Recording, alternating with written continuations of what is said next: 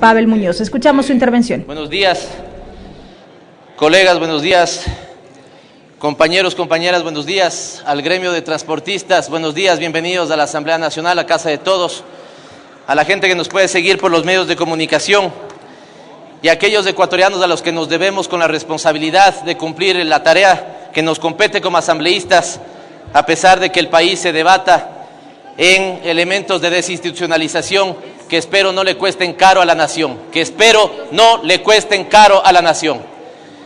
Hago entonces lo que me compete por responsabilidad ante este Pleno de la Asamblea Nacional, ante la ciudadanía y mis votantes. Es presentar el informe para segundo debate del proyecto de ley orgánica para la reactivación económica, fortalecimiento de la dolarización y modernización de la gestión financiera. Recordemos, asambleístas, colegas, compañeros, que este fue un proyecto bastante desordenado. A pesar de tener 6 meses en un proceso de diálogo para presentar una iniciativa que cobije los intereses de los sectores productivos, lo que tuvimos es una iniciativa legal con 7 cuerpos, 7 títulos para ser trabajados, con alrededor de 180 reformas y modificando 21 cuerpos legales. ¿Qué es lo que hicimos en el tratamiento de la Asamblea, de la Comisión de Régimen Económico y Tributario? Reconociendo el trabajo de todos los legisladores, a pesar que sabemos ya las posturas anticipadas que algunos tendrán respecto a la votación de esta iniciativa legal. 35 audiencias, 11 del sector público, 24 del sector privado. El trabajo de la comisión agregó 24 elementos a ser reformados, eliminó 51 elementos a ser reformados y modificó 62 elementos que estaban presentes en el proyecto original. Es decir, que la iniciativa se ha modificado en más del 65%. ¿Qué criterios utilizamos para poder establecer este proyecto legal? 3 elementos, 3 ejes temáticos. La reactivación económica, porque hay que reconocer que en el proyecto original, bajo este título, teníamos mucho elemento que nos distorsionaba de ese objetivo. Se incorporó también el tema del fortalecimiento de la dolarización y la modernización de la gestión financiera como ejes temáticos que contemplara la iniciativa legal. Pero también algunos criterios metodológicos que evidentemente son también de carácter político. El uno tiene que ver con la pertinencia y la no afectación a los sectores medios que podrían desprenderse de la iniciativa original. El segundo, la ampliación de los beneficios para la reactivación económica. Y el tercero, evidentemente, hacer que se respete la voluntad popular de las últimas elecciones, velando porque el plan de gobierno que fuera votado sea, de alguna u otra manera, esté recogido en esta iniciativa legal. Esto nos permitió, la siguiente por favor, avanzar a una norma que hoy está mejor estructurada, aunque evidentemente no cobija las expectativas que nosotros quisiéramos tener sobre la normativa. Esta entonces ya no está modificando 21 cuerpos legales, está modificando 19, y lo que se organiza entonces no son por títulos con muchas reformas a distintos cuerpos legales, sino que lo que ponemos es en estas 19 normas cuáles son los artículos, los incisos, los numerales que se estarían reformando. La siguiente, por favor. Siendo así, mensajes claros a la ciudadanía para no perderle en las disquisiciones parlamentarias que siempre son buenas para este pleno, pero que no necesariamente convocan o comunican bien hacia la ciudadanía. Respecto al plan de gobierno y a la propuesta que los ciudadanos ecuatorianos votaron en las urnas, sobre eso se han considerado los siguientes elementos. Se incorpora una normativa para que las deudas originadas en el exterior y para las cuales ya existe una dación de pago no puedan ser cobrados en el territorio nacional. Esta es una gran noticia para los compañeros ecuatorianos, hermanos migrantes en otras partes del mundo, para que de alguna u otra manera lo que ya ha estado dado en dación de pago no pueda ser cobrado en el territorio nacional. Recordemos todos los casos de la crisis crediticia, sobre todo en España, en Italia. Segundo, mantener el dinero electrónico en el Banco Central. Este no fue un tema que estuvo presente en la propuesta presentada a los ciudadanos ecuatorianos en las urnas en las últimas elecciones. Si es que hay un acuerdo, que entonces ese acuerdo provenga de quienes han acordado estos elementos. La Asamblea Nacional, les recuerdo a todos los legisladores, que a pesar de que nosotros insistimos en que esta Asamblea Nacional pueda ser parte del diálogo para apoyar los elementos productivos, esta Asamblea no fue partícipe de ese diálogo, por lo tanto desconocemos si es que estos acuerdos se han llegado con la banca privada. De ser así, entonces seguramente será la vía ejecutiva la que canalice esto o la vía del voto donde el Gobierno Nacional establezca o clarifique este acuerdo. Hemos eliminado el punto porcentual de la devolución del IVA a las transacciones con tarjetas de débito y crédito. Si es que este ya es un tema de los bancos, que lo hagan entonces con recursos, digamos, o con mecanismos comerciales, antes que con recursos y resignación de renta de todos los ecuatorianos. Cuarto, mantenemos la progresividad del sistema tributario, una tasa del 25% del impuesto a la renta para capitales que venden más de $1 millón anuales. Me parece que la asambleísta Silvia Salgado decía la vez anterior una cosa interesante. Si el Estado invirtió y en este momento hay las condiciones para que el sector privado pueda tener mejor productividad, mejor competitividad, es entonces importante que el capital de mayores ventas pueda contribuir con el desarrollo nacional. Quinto, priorizar los recursos del aumento de los 3 puntos del impuesto a la renta para educación técnica y tecnológica, para seguir invirtiendo en la formación de competencias y capacidades para el trabajo. Este es un elemento muy importante, presidente.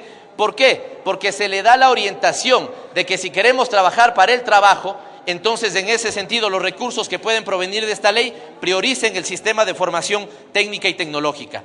Sexto, fortalecimiento del SRI para que pueda cobrar lo que en este momento, si bien está en litigio, están registradas también como deudas para el fisco ecuatoriano. 2.260 millones de dólares se encuentran en litigios. Valdría la pena que el SRI tenga a su mano el instrumental que le permita, en la vía legal y con la justicia del caso, poder recuperar esos recursos. Y séptimo, dado que hemos estado hablando mucho, y me parece correcto que así lo hagamos, de tener una sociedad más transparente, estamos incorporando un artículo que le podríamos muy bien llamar la ruta del dinero público, es decir, levantar el sigilo y permitir la trazabilidad sobre los recursos provenientes de contratos con el Estado, que desde el primer centavo hasta el último centavo se sepa efectivamente dónde está cuando tenemos contratos con el Estado de por medio, señor presidente. Esto respecto al primer eje, el respeto a lo votado por los ecuatorianos en las últimas elecciones presidenciales.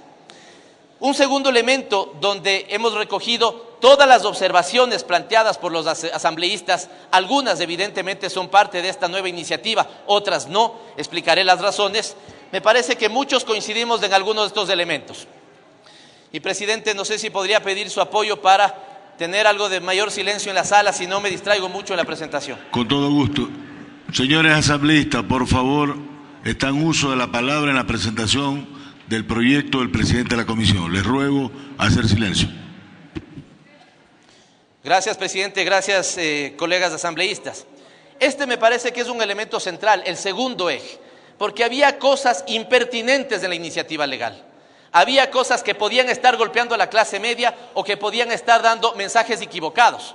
Por lo tanto, si lo que hablamos es de reactivación económica, ¿qué hace aquí, por ejemplo, la tributación sobre el 13º, que en realidad es más vista como una conquista laboral? En ese sentido, lo primero que hemos hecho es eliminar el límite de las deducciones acorde a las cargas familiares. Es una discusión interesante, pero tal vez no es en la reactivación económica el momento de dar esa discusión, por lo tanto estamos eliminando esa normativa. Ampliarla, eso sí, lo que podemos hacer es que los emprendedores, los sectores medios, tengan la posibilidad de ampliar sus posibilidades de deducción en base al número de hijos dependientes, ¿sí? ¿Qué pasa si tenemos un hijo de 21, de 22, de 25 años que todavía está estudiando? Podría incorporarse también en las deducciones. ¿Qué pasa si tenemos a nuestro cargo los hogares jóvenes, padres dependientes? También podrían incorporarse en las deducciones. Se elimina, en tercer lugar, el límite que existía para deducciones a pensiones alimenticias. Este también es una buena noticia. Lo que estaban pagando padres o madres sobre pensiones alimenticias tenía un techo porque entraba dentro del rubro de alimentos. Estamos permitiendo que todo lo que se pague en pensiones alimenticias no tenga límite y pueda entrar en los mecanismos de deducción. Que se amplíe la deducción a 2 franjas, esto es a $22.580 para las personas que padecen enfermedades catastróficas, huérfanas y raras. Un buen mensaje para quienes padecen lastimosamente estas enfermedades. En quinto lugar, eliminar el artículo referente a la tributación del impuesto a la renta sobre el 13º sueldo. Lo hemos dicho. no tenía sentido, a pesar de que sí es una discusión interesante, porque también es una discusión, digamos, de mayor nivel de progresividad en la tributación, no era pertinente que la estemos topando cuando estamos hablando de reactivación económica. Hay un debate sobre si es constitucional o no es constitucional al referirse a una, digamos, a una conquista laboral, por lo tanto ha sido eliminada. Y en sexto lugar, hemos eliminado la contribución sobre retiros en efectivo mayores a $5.000. Por ejemplo, el sector del transporte podía tal vez verse afectado por esta medida. El concepto es importante. La economía ecuatoriana debería caminar decididamente a utilizar menos efectivo y utilizar más medios electrónicos de pago. Pero si esto iba a generar, como ya sectores interesados lo estaban promoviendo, un mensaje de una aparente corrida bancaria o lo que fuera, es mejor cortar el rumor por la raíz, y así lo hemos hecho. Y finalmente, compañeros, aunque finalmente es largo porque aquí es donde hemos puesto las tintas más importantes, al menos 14 claros beneficios para distintos sectores en la iniciativa retrabajada por la Comisión de Régimen Económico. En primer lugar, establecemos el concepto de los beneficiarios de la ley con el objetivo de que tenga previsibilidad. ¿Qué es lo que había pasado? Que, por ejemplo, se decía un beneficio para las microempresas, pero se mandaba el concepto de microempresa a la reglamentación. Por lo tanto, los actores decían, dudo cómo me la van a poner. En este sentido, hemos incorporado el concepto de microempresa, de pequeña empresa, de mediana empresa y de exportador habitual en la propia ley. Es obvio que tampoco podemos mantenerla por siempre en la ley, con lo cual se abre la posibilidad de que sea modificada en casos excepcionales, cada 3 años o al romperse el equilibrio fiscal. Pero es importante que esté previsto, ¿no es cierto?, que estos son los beneficiarios de los incentivos que vienen más adelante. Segundo, beneficios para microempresas y economía popular y solidaria. Una franja exenta de $12.290 en el impuesto a la renta para aquella economía popular, solidaria o los pequeños emprendedores que, si sus primeras utilidades están dentro de ese margen, no pagarían nada de impuesto a la renta.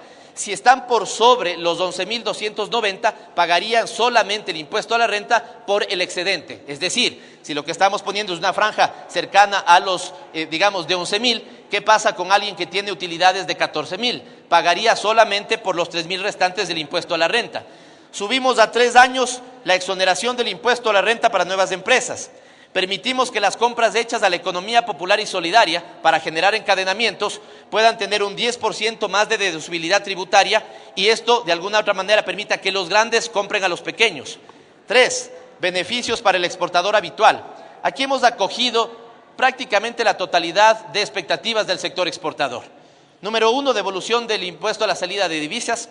Número 2, permanencia de la tasa de 22% al impuesto a la renta. Y número 3, la posibilidad de que sí se sostenga el incentivo de 10 puntos de deducción en el impuesto a la renta por reinversión de utilidades. Otro elemento, focalizar los incentivos para la reinversión en utilidades. Recordemos, el proyecto del Ejecutivo eliminaba la posibilidad de incentivo en impuesto a la renta sobre reinversión de utilidades. Hemos incorporado en al menos 4 conceptos, lo hemos recuperado en al menos 4 conceptos. Exportadores habituales, sector manufacturero, empresas que incorporen alto contenido de insumo nacional y empresas que inviertan en innovación y tecnología para la producción de bienes. Quinto, eliminación del impuesto a las tierras rurales. Este es un buen mensaje para el sector rural. La implementación fue complicada de este impuesto, hay que reconocerlo. Sexto, para no afectar las inversiones, se elimina el articulado que establecía la responsabilidad solidaria y tributaria para accionistas. Esta fue una cosa perversamente, digamos, en su momento incorporada, ha sido eliminada. Número 7, la incorporación de un articulado para la simplificación del trámite para domiciliar empresas extranjeras. Es decir, esta es una posibilidad que puede atraer capitales a la economía. Beneficio número 8, ampliación de plazos y montos para reestructuración de deudas con el servicio de rentas internas. 100 salarios básicos unificados cuando la propuesta inicial había considerado 60 y 120 días cuando la propuesta inicial había considerado 90 días. Noveno beneficio, reestructuración de deudas tributarias para quienes formen parte de la canasta transfronteriza. Aquí hay que hacer seguramente un pequeño alcance al texto. Los colegas y compañeros de zona de frontera, el caso del asambleísta Franco Romero, del asambleísta Montgomery Sánchez, han tenido una preocupación sobre esto, nos ha parecido bien acogerlo.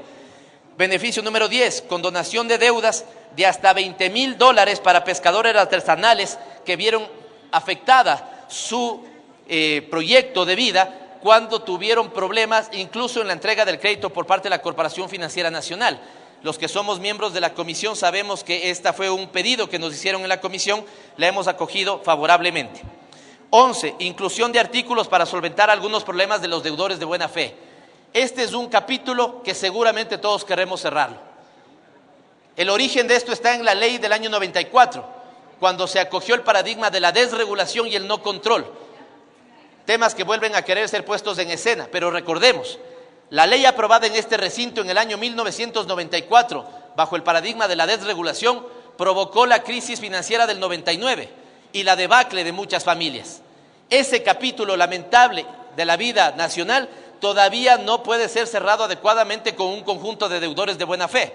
Se han hecho al menos 2 esfuerzos de ley para que esto pueda ser solventado, pero todavía persisten problemas. Por lo tanto, al menos deberíamos permitir que quienes fallecieron o que quienes tienen enfermedades catastróficas se beneficien de la exoneración de $150,000 que estaba previsto en la ley. Pero ¿qué pasa con aquel que tenía una deuda de $160,000? No le estábamos reconociendo el beneficio, por lo tanto hay que exonerarle de los $150,000 y permitirle que reestructure su deuda solamente sobre los $10,000 restantes. Y se le faculta y se le pide y se le exige a la Junta de Regulación que aquella normativa que no está todavía reglamentada para la aplicación de esta ley pueda ser implementada. Siguiente, por favor. Beneficio número 12. Permitir que el gobierno reduzca el ICE sobre licores de producción nacional y además que se exonere del ICE para alcohol de producción nacional y artesanal siempre y cuando se encadene con la industria licorera nacional. Esta es una buena noticia para productores pequeños de alcohol y para medianos y grandes productores de licores a nivel nacional. Reducción se plantea y se le faculta al Ejecutivo, aunque seguramente conozco que se hará un énfasis en esto, la reducción del 50% del ICE para cocinas y cocinetas de gas. En el sector del austro, la industria blanca está teniendo una afectación en este sentido.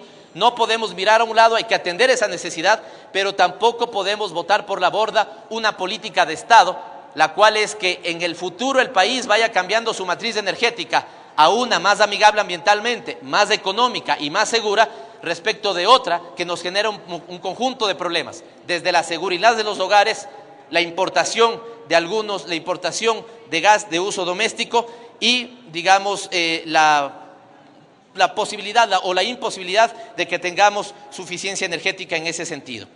Finalmente, la ampliación del cupo de endeudamiento para los gobiernos autónomos descentralizados a 300% de sus ingresos y 40% para el servicio de deuda en inversión si es que está hecha para manejo de desechos, alcantarillado, agua potable, riego y vialidad. Finalmente, un mensaje en los temas de beneficios para quienes nos acompañan esta mañana en la Casa de Todos, la Asamblea Nacional, el gremio del transporte. Sabiendo que están en tratamiento de una regulación que podría poner solución a un problema que existe, porque en este momento existe, y los compañeros del transporte saben que existe, de un tipo de transporte que se da a nivel de furgonetas.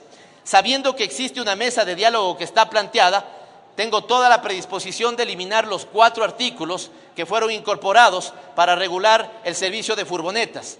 No ponernos en esta ley, sino que dejar que haya una comisión especial en la Asamblea Nacional que lo pueda tratar y que el Ministerio Rector del caso pueda también tomar ese sentido. Así que decirles a los compañeros del transporte que esos artículos ya no estarían considerados, pero que esto tampoco lo hacemos por medidas de presión a la Asamblea Nacional, que esto lo hacemos en el entendimiento de que el diálogo puede ser un buen mecanismo para que lleguen a estos acuerdos. Así que en ese sentido somos sensibles con ese pedido, lo acogemos, así que digamos, más allá de su apoyo que estén aquí, lo cual está muy bien, dejar en manos de la negociación que tengan ustedes con el ente rector y que no sean considerados esos artículos en la ley que hoy día se debate. Finalmente, presidente, colegas, compañeros, veo que hay mucha inquietud en la sala y seguramente tiene que ver, ¿no es cierto?, por lo que de alguna u otra manera se escucha, se sabe o no. Hace poco decíamos aquí que se respete profundamente a la Corte Constitucional y que no se emita ningún comentario que no se emita ningún comentario porque había que respetar el criterio de la Corte Constitucional. La información que tenemos, al menos hasta el momento, es que ese respeto no se estaría dando y afecta a lo que la Asamblea tiene que hacer hoy.